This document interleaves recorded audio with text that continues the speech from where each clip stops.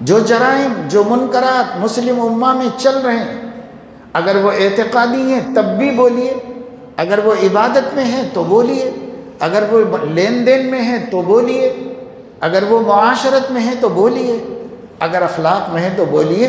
5 शोबे हैं दीन के, इनमें से किसी के भी हैं, बोलिए उसके ऊपर।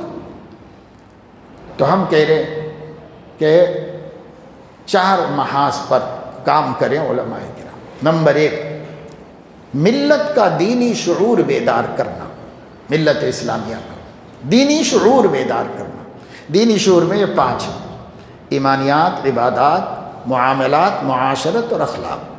सब पढ़े हुए हैं आप किताबों के अंदर। 5 उन्वान हैं दीन की, अमली ज़िंदगी से मुताल्लिक़ हमारे।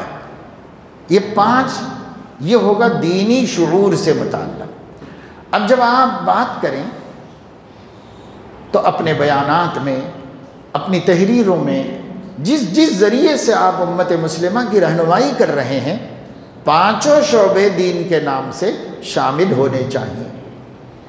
ईमानियात भी हो, इबादात भी हो, मुआमलात भी हो, मुआशरत भी हो और अखलाक भी हो।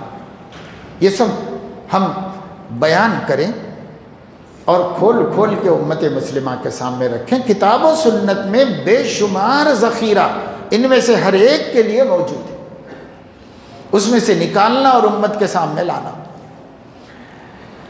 तो एक दीनी शुऊर बेदार करना है।